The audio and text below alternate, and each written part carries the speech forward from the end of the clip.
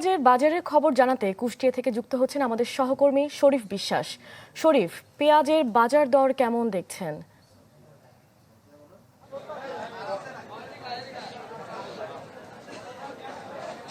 হ্যাঁ রুহি, আসলে আমরা যেটি বাজার ঘুরে দেখেছি বা জানি যে গত 2 সপ্তাহ ধরেই কিন্তু কুষ্টিয়ার বাজারে অর্থাৎ দেশের বাজারে পেঁয়াজের বাজার বেশ অস্থির ছিল।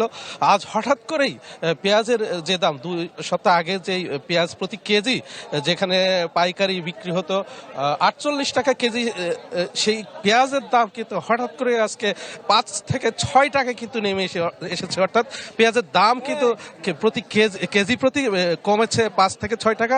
আমি স্থানীয় বাজার ঘুরে বা যারা কৃষক পর্যায়ে যারা উৎপাদনকারী তারা বাজারে এসেছেন এবং যারা পাইকারি বিক্রেতারা রয়েছেন তাদের সাথে যেটি কথা বলে জেনেছি যে হঠাৎ করেই কিন্তু আমদানি বেড়েছে। অর্থাৎ কৃষকের ঘরে যে পেঁয়াজ ছিল সেই পেঁয়াজ কিন্তু হঠাৎ করে তারা বাজারে এনেছেন এবং বিক্রি করছেন।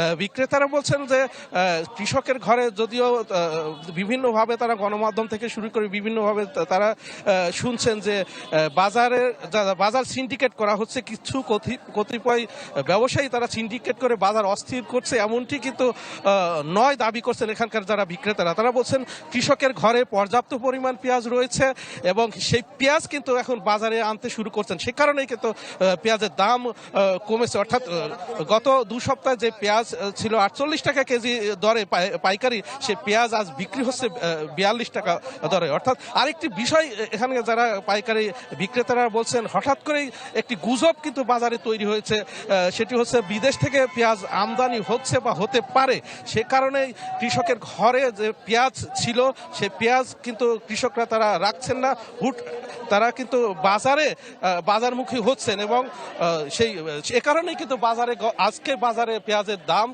কেজিতে আমরা যেটি দেখেছি যে 5 থেকে 6 টাকা কমেছে। তবে এভাবে চলতে থাকে আরো 1-2 দিন পেঁয়াজের দাম কিন্তু পড়তে পারে বলে আমরা স্থানীয় যারা কৃষক এবং বিক্রেতাদের কাছ